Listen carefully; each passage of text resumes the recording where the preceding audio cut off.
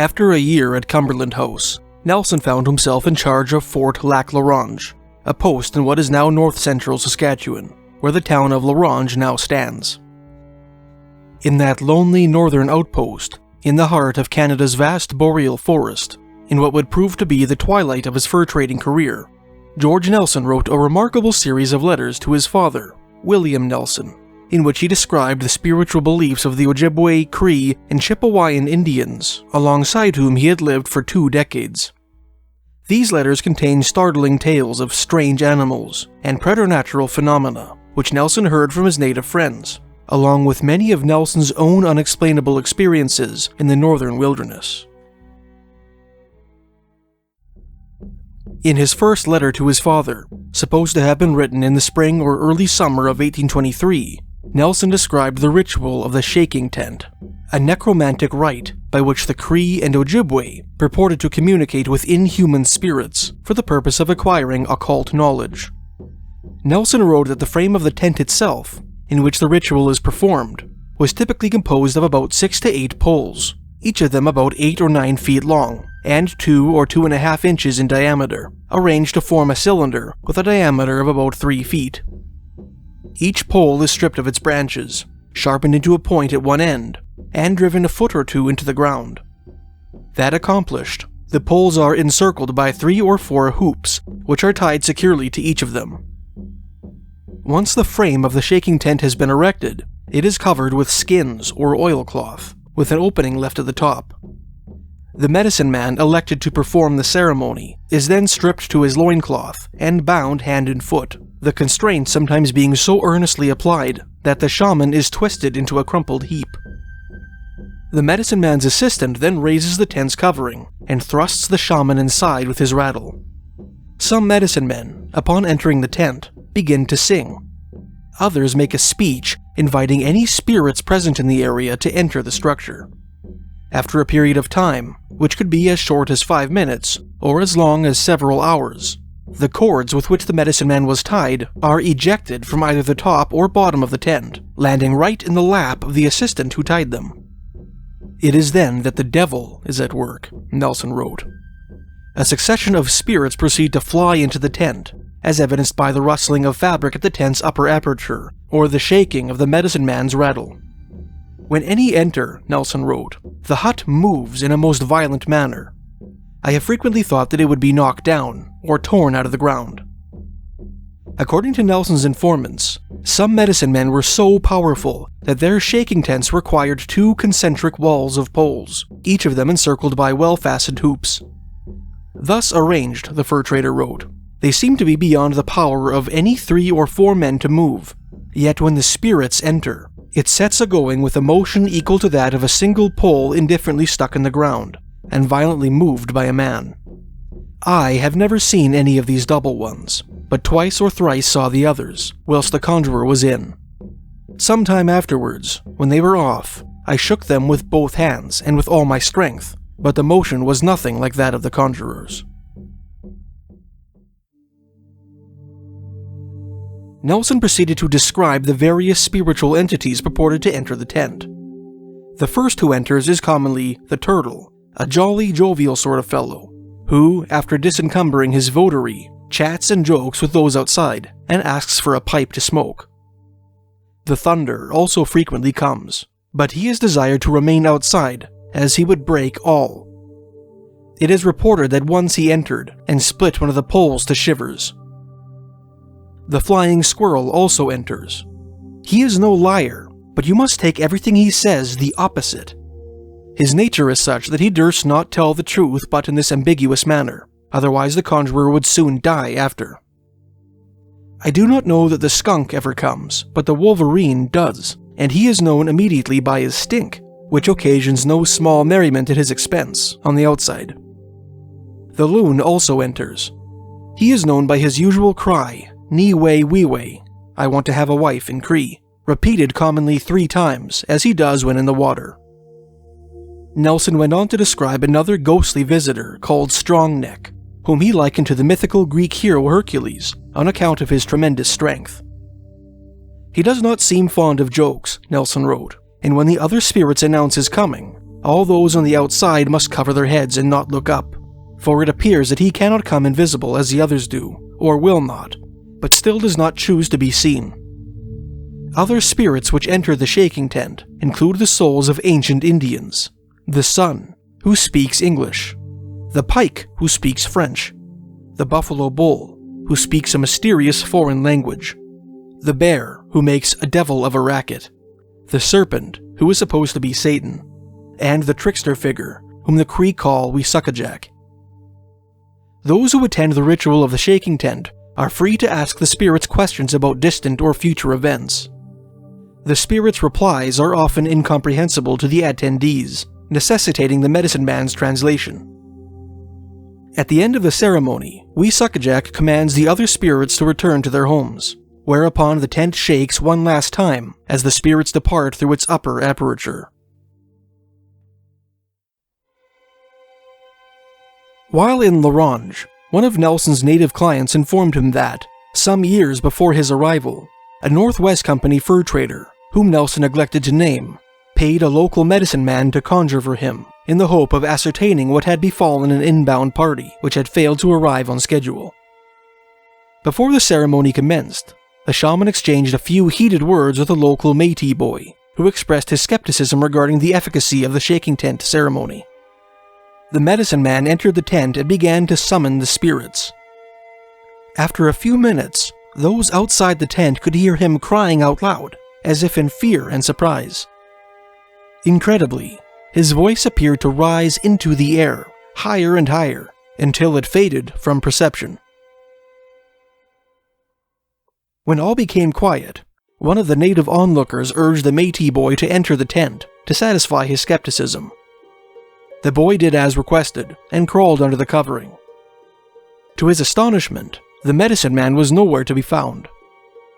The boy stood up, groping in the dark for any sign of the missing shaman. Suddenly, a ferocious cyclonic wind descended upon him, and small star-like lights appeared everywhere he looked. The boy scrambled from the tent, terrified, whereupon a faint cry sounded from the sky.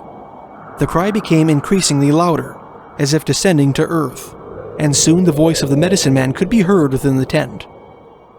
The shaman emerged from the structure and informed the astonished onlookers that 4 spirits had carried him over the forest to the camp of the men whose tardiness the Northwest Company gentleman had asked him to explain. He correctly predicted that the travelers would arrive at the fort the following day. In the summer of 1823, Nelson witnessed an extraordinary shaking tent ceremony conducted by an ancient medicine man at Lac La Ronge. At the beginning of the ritual, the shaman was tied up so securely that the blood welled painfully in his fingertips. Before any of the onlookers could place him inside the structure, he slid across the ground and into the tent as if dragged by some invisible force. This action was accompanied by an unearthly noise, which Nelson could not describe. No more than a minute and a half later, the cords with which the medicine man had been bound, not one knot of which appeared to be untied, flew out through the top. Nelson was struck dumb with astonishment. Before long, various spirits entered the tent and began speaking. Although the shaman suffered from a lung infection, which reduced his voice to a quiet rasp, some of the voices that issued from the tent were strong and clear. About midnight, Nelson wrote, the conjurer addressed me and asked if I wished to see any of the spirits. I accepted the offer and thrust my head underneath, and being upon my back, I looked up and near the top observed a light as of a star in a cloudy night, about 1.5 inches long and 1 broad, though dim yet perfectly distinct. A little after 1 in the morning, one of my men looked in, with several Indians, and saw several small lights about as large as the thumbnail. A few minutes before 2 a.m., they gave another shaking to the frame and made their exit. At the end of his tale, Nelson concluded, I am fully convinced, as much so that I am in existence, that the spirits of some kind did really and virtually enter, some truly terrific, but others again quite of a different character. In a later letter, Nelson described another shaking tent story told to him by a Cree Indian. One summer, many years ago, The native in question had traveled to another Cree camp about 300 miles from his own home in order to visit some friends. During this sojourn, he met an old acquaintance who asked to purchase the items in his medicine bundle, the latter being a skin pouch in which lucky or sacred items called medicines are kept. The traveler did as requested, but the native erroneously suspected that he was withholding his most powerful medicine from him and grew angry. The native berated the traveler and warned him that he would pay for his selfishness one day. Hoping to put as much distance between himself and his disgruntled acquaintance, the traveler returned home. Later that winter, the storyteller was sleeping soundly in his own lodge when he dreamt that his soul left his body and flew over the forest to the country he had visited the previous summer. He saw himself approach an Indian camp and then observed, with a thrill of horror, that his soul was being drawn towards a shaking tent. The Indian strained with all his might to avoid entering the ominous structure.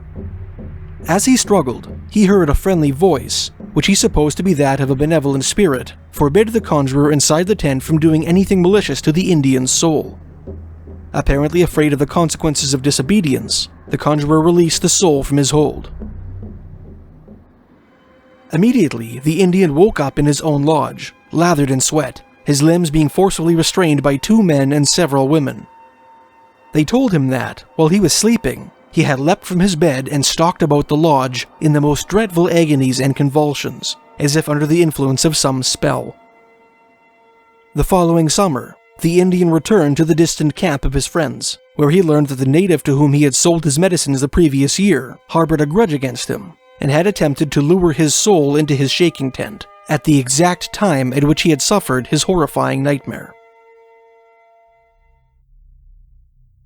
In another of his letters to his father, written in early April 1823, George Nelson described a supernatural entity called the Pah-kak, or skeleton, which the Cree feared to encounter in the woods.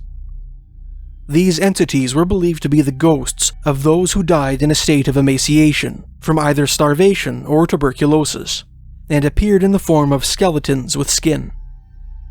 At the time the letter was written, Nelson was playing host to a sick Indian, who claimed to have had several frightening encounters with these entities. The first incident, the native explained, took place on a spring night several years prior, when he took his canoe out onto Lac La Ronge to hunt moose. He paddled over to a shallow part of the lake, tied his craft to a clump of rushes so that it would not drift, and waited quietly, hoping to hear the bellowing of a bull moose. While he waited, the native discerned a strange sound in the distance, directly ahead of him. The sound resembled a human voice, crying, "Hey, hey, hey," in rapid succession, its tone oddly cold and monotonous. The hairs of his neck stood on end as the noise drifted directly towards him, as if it were floating on the air. Terrified, the native laid low in his canoe, not daring to hazard a glance in the direction of the unearthly voice, which was now fast approaching. Despite this precaution, the aerial vociferant flew straight up to the canoe and threw the Indian into the lake. Choking and sputtering, the hunter scrambled for the shore, hounded all the while by the mysterious chanter, which hovered directly above his head, crying its metronomic incantation. "Then I took some dry grass," the Indian told Nelson, "which I rubbed and bruised till it became soft, and put it under my armpits, and crumpled myself into a small heap, and remained till the sun began to warm." All night long, the chanter hovered above the Indian, maintaining its incessant cry, before finally departing at dawn. The native's second encounter with such an entity took place while he was hunting beaver with a friend. The pair ventured far from camp, and after killing 6 beavers, built a roaring fire, and decided to sleep under the stars. "I awoke in the night," the Indian told Nelson, "and was much astonished to observe a man seated on the opposite side of the fire, resting his head on both his hands, with his elbows on his knees, apparently in a very pensive, sullen manner. He had but skin and bone, not the least particle of flesh, and this one had hair on his bony head. I gently pushed my friend and told him to look at that stranger. We were both extremely agitated in consequence of our fear, and were at a loss what to do. Having no alternative, I arose. Conceiving he came to ask for something to eat, I took a beaver, cut it in two, presented him the half of it. He did not deign to look at it. I was much afraid. I then bethought of cutting it into mouthfuls, which, after presenting him, I threw into the fire. Thus I did with the whole, and when done, he arose and walked off peaceably in the air. The native's third encounter took place on the night of March 31st, 1823, several days before Nelson wrote his letter. At a late hour in the night, Nelson wrote, he was pulled most violently out of his bed, so that his wife that was lying beside him awoke, and with difficulty kept him down. Shortly thereafter, the cabin in which the couple were sleeping shook violently. Later on in his letter, Nelson described an elaborate ritual by which the Cree attempted to protect themselves from the vexations of these skeletal ghosts, which involved tobacco smoking, speech-making, dancing, incantations, and offering bowls of grease to a wooden figure intended to represent the spirit in question. In many of his letters, George Nelson described the Cree and Saulteaux versions of the Wendigo or Windigo legend, as told to him by his Indian friends. Nelson introduced this frightening native tradition in one of his letters, writing, "There is a kind of disease, peculiar to the Crees and Saulteaux, and of which they have the greatest dread and horror, and certainly not without the very greatest cause. The consequences 49 times out of 50 being death, unfortunately, to many besides the subjects or objects themselves. They term this Windigo, the proper signification of which is giant. Suffice it to say that the Wendigo are of uncommon size. Goliath is an unborn infant to them, their head reaching the tops of the highest poplars, about 70 or 80 feet. They are of proportionate size. Of course they must be very heavy. Their gait, though grand and majestic, at every step the earth shakes. They frequently pursue their prey invisibly, yet they cannot so completely divest themselves of all the incommodities of nature as to prevent their approach being known. A secret and unaccountable horror pervades the whole system of one, several, or the whole band, of those of whom he is in pursuit. These giants, as far as I can learn, reside somewhere about the North Pole, and even at this day, frequently pay their unwelcome visits. It seems also that they delegate their power to the Indians occasionally, and this occasions that cannibalism proceeds from a sort of distemper, much resembling mania. Nelson went on to describe how, in the boreal forest, where the natives lead a nomadic lifestyle and subsist on game, men frequently went hungry. Out of desperation, some starving Indians were known to occasionally break their gravest cultural taboo and feed upon the flesh of the dead. I believe that those who have once preyed upon their fellows, Nelson wrote, ever after feel a great desire for the same nourishment, and are not so scrupulous about the means of procuring it.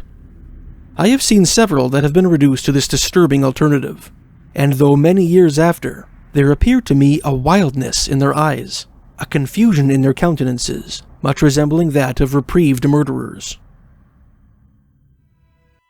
One of Nelson's Wendigo experiences took place on May 7, 1808, while he was working at the newly constructed post on the Dauphin River, on the western shores of Lake Winnipeg. In his journal, he wrote, "An uproar in the Indian camp has turned all upside down. It is occasioned by Old Muffle's women, Old Muffle being Nelson's nickname for Moufle d'Orignal, a prominent local Ojibwe hunter, two of whom went to gather gum, but find a very uncommon large track in the woods bent outward. They took it to be the Windigo."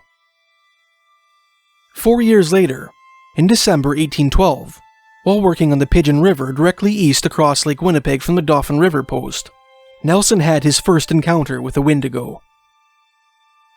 One evening, a Cree hunter at an Indian camp not far from his post began saying strange things to his married daughter, telling her that he loved her so much that he could eat a piece of her.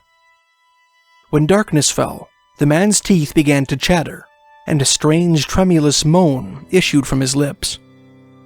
He stripped stark naked, left the tent, and curled up on a pile of firewood that his daughter had laid on the ground outside. His daughter and son-in-law urged him to come back inside, but to no avail. The hunter spent the night outside, and arose just before dawn, seemingly no worse for wear. Thus did he every night for about a month, Nelson wrote, and every time slept out naked. Nor would he eat, excepting at times a little raw flesh. In the daytime, he was more composed, but his face, etc., bore the appearance of one possessed by the devil. Eventually, the hunter recovered from his strange mental malady, and lived peacefully in the area for many years afterward.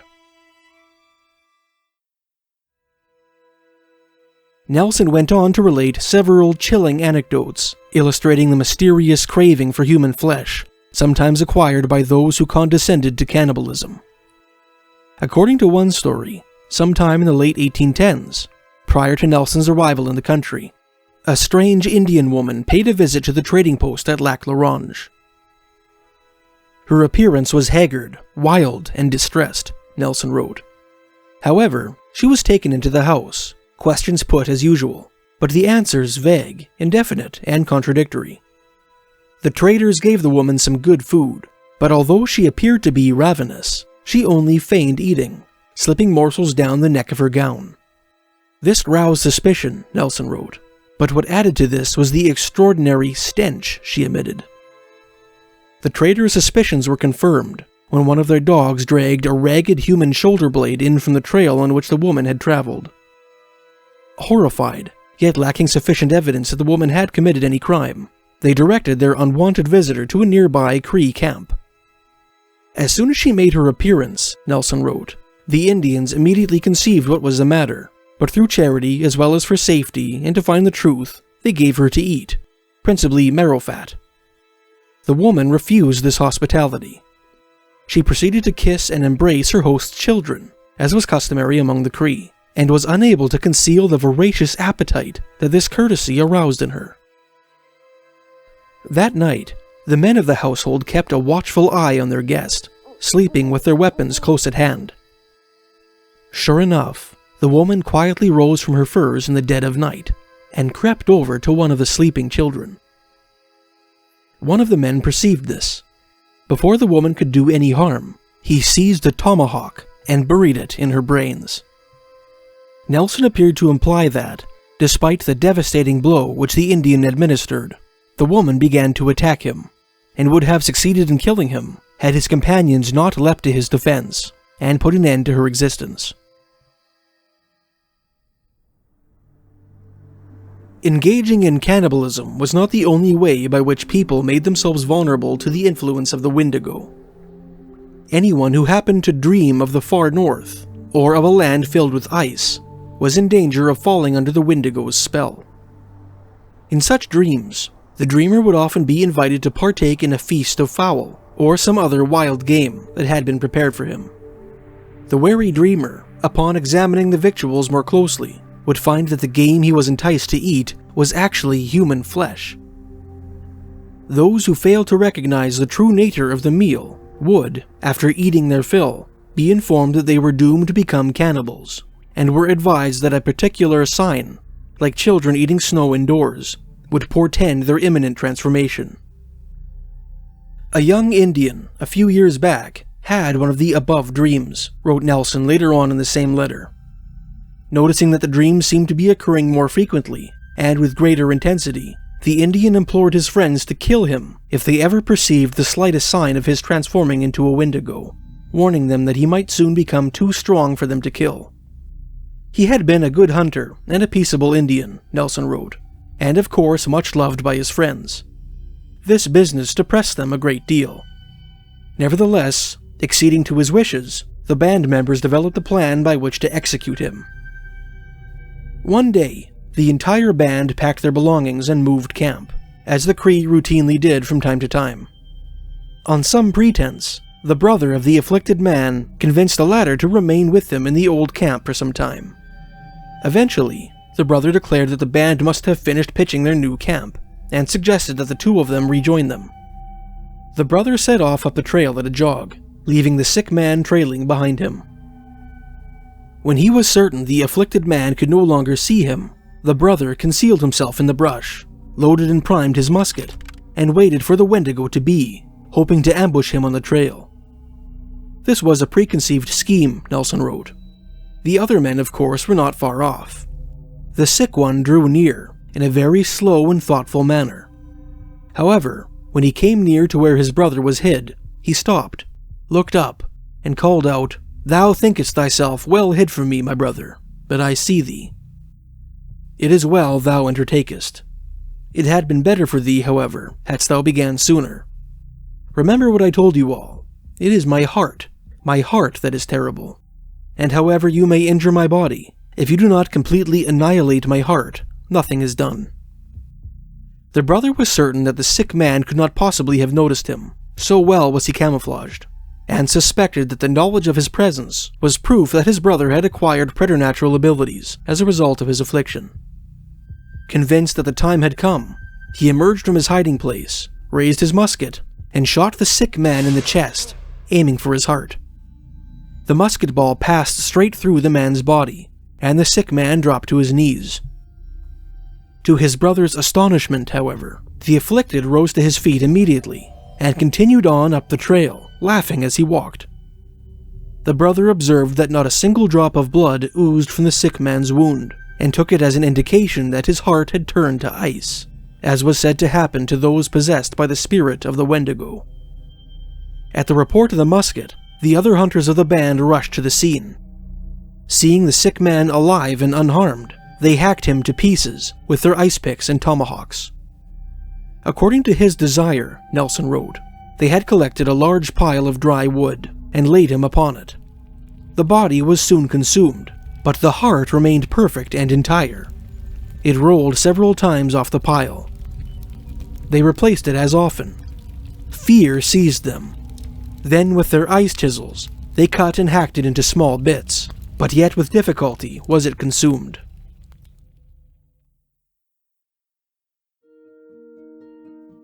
Thanks for watching. If you enjoyed this video, please feel free to like and subscribe.